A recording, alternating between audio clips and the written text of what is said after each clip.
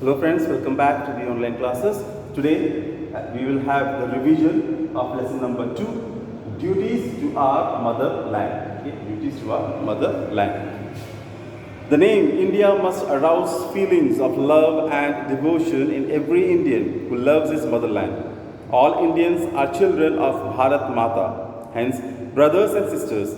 Growing up in this big home of ours requires love for one another, respect for elders, sacrifice of self-interest, hard work, sincerity and truthfulness. So the name India must arouse feelings of love and devotion. So whenever we speak of our country, India, because she is our motherland, Bharat Mata, we call her. So when we respect our own mother, then just imagine how much we have to give respect to our motherland. ठीक है, जब हम अपनी खुद की माँ की इज्जत करते हैं, तो ज़रा सोचिए कि हम अपने भारत माता की कितनी इज्जत करनी चाहिए। ठीक है, क्योंकि हम लोग अपने भारत माता के पास रहते हैं, हमारी माता है ये, तो हमें अपनी भारत माता की रक्षा करनी चाहिए। उसकी हर एक चीज़ में, प्रगति में हमारा हाथ होना चाहिए, हमें उसके लिए कुछ ना कुछ करना चाहिए।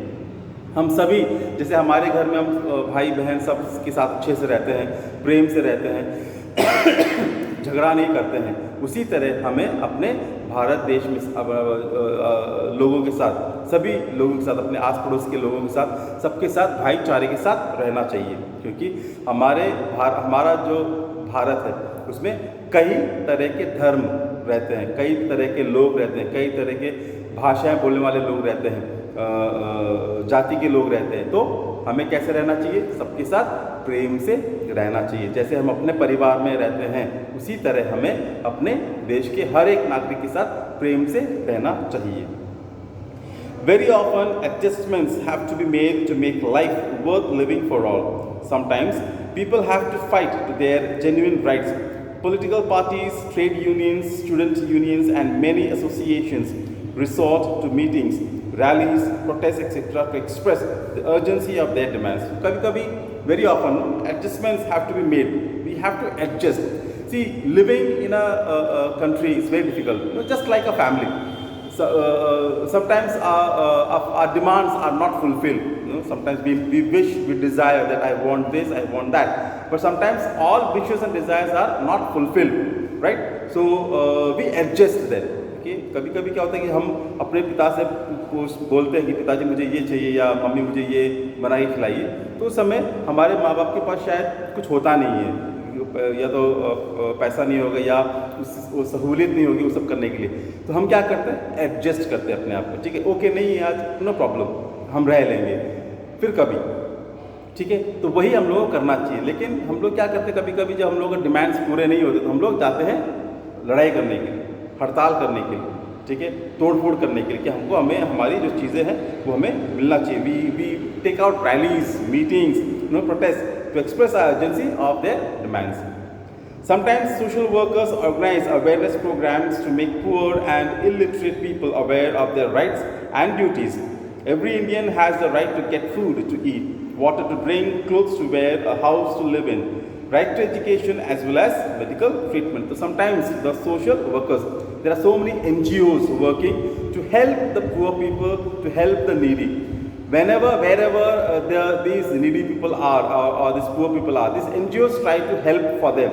They raise voices for these people that they should get home, they should get clothes, they should get education. It is their right, and we know that in our preamble, that we have this right to live, right to have education, right to speak. All these things are there. So when these poor people raise their voices may not reach to the government. So these NGOs come in between and they help them to reach to this government. Their voices, they raise the voices of these poor people and help the government to intervene and help these poor people, these needy people with the need of education, need of water, need of food, or whatever requirements are there of these poor people. Construction of roads and many other public utilities services are taken up by the government for the welfare of people. But often these privileges do not reach common man because of the carelessness and lack of concern on the part of some officers. So हम लोग जानते ही हैं हम लोग के गांव शहरों में कभी कभी जो रास्ते होते हैं वो उबड़ खाबड़ है, गड्ढे हैं, ढंग से बनाए नहीं जाते, क्योंकि सरकार से जो पैसा आता है तो ये ऑफिसर्स जो होते हैं या तो अपने खाते में डाल लेते हैं या फिर किसी और काम में लगा देते हैं, लेकिन रोड ढंग से नहीं बनाते। रोड अच्छे रोड होंगे तो सब कुछ प्रगति में तेज़ी आएगी, लेकिन अगर रोड में ही छेद होंगे, गड्ढे होंगे तो प्रगति भी धीरे ही होगी। तो हमारा कर्तव्य है कि हम ये जो रोड बनता है तो उस रोड का देखभाल करें। कभी कभी जब रोड बनता है तो क्या करते हैं हम लोग खुद इसके बगल में जाकर खोद खाद के कुछ ना कुछ काम करते रहते हैं, तो क्या होता है रोड पूरी तरह से खराब हो जाता है। और कभी कभी तो जो ऑफिसर्स होते हैं वो अपनी जिम्मेदारी पूरी तरह से करते नहीं हैं, तो हमें क्या करना चाहिए, उस ऑफिसर को जाके कंप्लेंट लिखना चाहिए, उस ऑफिसर के खिलाफ दूसरे बड़े अफसर के पास जाके बताना चाहिए कि भाई इस अफसर ने हमारे यहाँ की रोड को ढंग से नहीं बनाया है, उसको गलत तरीके से बनाया और वो रोड खराब हो गया है। Rights and duties go hand in hand. The right of one person becomes the duty of other persons. If I have the right to live, it is the duty of others to let me live peacefully. Every citizen expects his country to give him protection. So it is the duty of the state to give him protection. So right and duties both goes hand to hand. अगर ये मेरा जन्म से अधिकार है कि मैं यहाँ पे जीऊँ, तो मेरा कर्तव्य है कि मैं उस आदमी को जीने दूँ। ये नहीं कि भाई मैं ही सारा बटोर के अपने पास रखूँ और उसको जीने ना दूँ, ठीक है, उसको मैं परेशान करता रहूँ दूसरी तरीके से, ऐसा नहीं होना चाहिए। Everybody has got that right and the duty also to each other. So unless and until I use my right and duties together simultaneously, then we cannot live happily. We have to be helping each other. No, if I am living happily, then I should see that my neighbor also lives happily. He should not feel lonely. The best example is Deepavali. When you light a diya in your house, and your neighbor is not lighting a diya in his house because he is not having that much money. So what we do? We take one of our diyas to his house, right? हम दिवाली के समय जब हम लोग हमारे घर को दिया से जगमगाते हैं और हमारे पड़ोसी का घर अंधेरे में डूबा है, तो हम क्या करते हैं, हमको पता चलता है कि उसके पास शायद पैसा नहीं है दिया खरीद के जलाने के लिए, तो हम क्या करते हैं, हम हमारे घर से कुछ दिए ले जाके उसके घर को जगमगाते हैं। तो that is our duty, right, to live and helping others to do the things.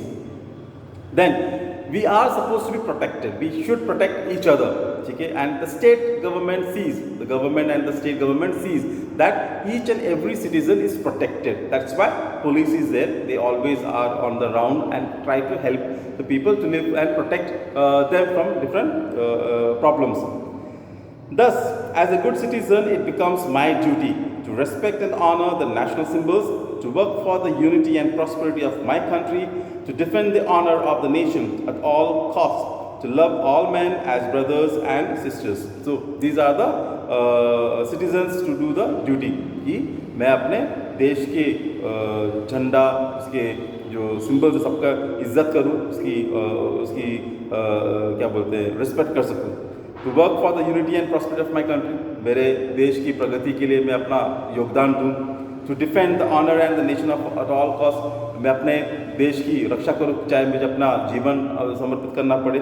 To love all men as brothers and sisters, to love सारे देशवासियों को मैं प्रेम कर सकूँ, जैसे अपने भाई बहनों को प्रेम कर। हम लोग डेली ओथ लेते हैं that India is my country, all Indians are my brothers, हम ओथ लेते हैं, लेकिन सिर्फ वो मुँह से ही बोलते हैं, अपने प्रवृत्ति से उसको दिखाते नहीं, उसको दर्शाते नहीं। We have to show through our behaviour, through our attitudes, then only we will be our country, India, will grow. John F. Kennedy, during his first speech as President of the United States of America, said to his fellow citizens, ask not what the country can do for you, but ask what you can do for the country. John F. Kennedy, जो United states के president थे, जो उन्होंने अपना पहला भाषण दिया, तो उन्होंने ये कहा कि अपने देशवासियों से ये कहा कि तुम कभी सरकार से ये ना पूछो, अपने देश से ये ना पूछो कि देश ने मेरे लिए क्या किया।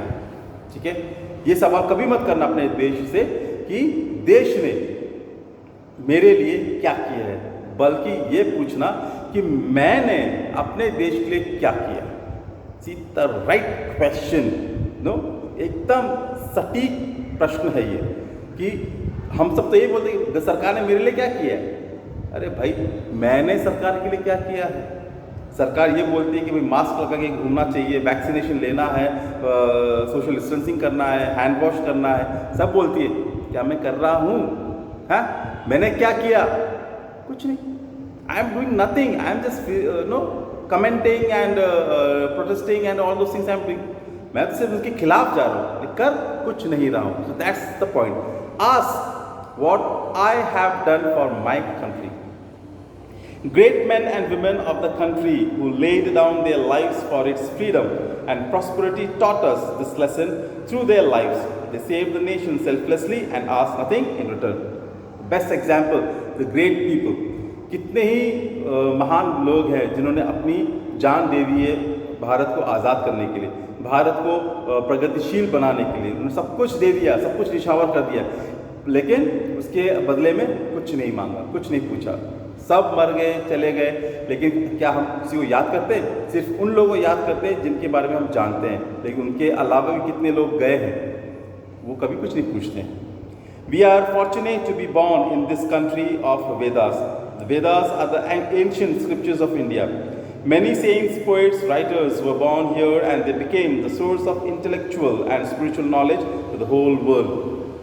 हम भाग्यशाली हैं कि हम ऐसे देश में पैदा हुए हैं जो बहुत ही पुराना है, जिसका लोहा पूरे विश्व ने जाना है, पूरे विश्व ने माना है। हमारे यहाँ पे कितने ही महान कवि पैदा हुए, कितने ही महान लेखक पैदा हुए, कितने ही महान संत पैदा हुए हैं, जिनके क्या बोलते हैं, विद्वान से, ठीक है, जिनके नॉलेज से पूरा विश्व जानता है। जीरो का आविष्कार कहाँ हुआ? हमारे ही देश में, लेकिन पूरे विश्व ने उसको पहचाना। ठीक है, प्रेम का प्रवचन कहाँ शुरू हुआ? हमारे देश में, सारे विश्व की तरफ फैला। बौद्ध धर्म कहाँ शुरू हुआ? हमारे देश में, सारे विश्व में वो फैला, है कि नहीं? तो दैट्स द पॉइंट। तो हमारा जो देश है वो बहुत महान है और हमें उस पर गर्व होना चाहिए कि मैं ऐसे महान देश में पैदा हुआ। ये भारत मेरी माता है और मुझे ही इस भारत माता की रक्षा करनी चाहिए, इस भारत माता को आगे बढ़ाना चाहिए। India today is a gift to us from our forefathers. India of tomorrow will become what we make it now for the future generations. Let us give them the best. Let us do our duty and work for the progress of the nation. हमें इस भारत, जो ये भारत हमें मिला है अपने पूर्वजों से, आज हमारे हाथों में है।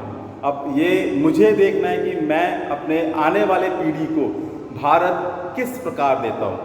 ऐसा भारत जो पूरा गरीब है, उसके पास कुछ नहीं है, बेकार है, ऐसा भारत मैं अपने आने वाले पीढ़ी को देना चाहता हूँ, या ऐसा भारत जो पूरे विश्व में सर उठा के आगे चल रहा है, जिसका पूरा विश्व में डंका है, जिसका पूरे विश्व में बोलबाला है, ऐसा भारत अपने आने वाले पीढ़ी को देना चाहता हूँ। I hope you might have understood. So learn the question answers and fill in the blanks and everything for your periodic test. Thank you. Have a nice day.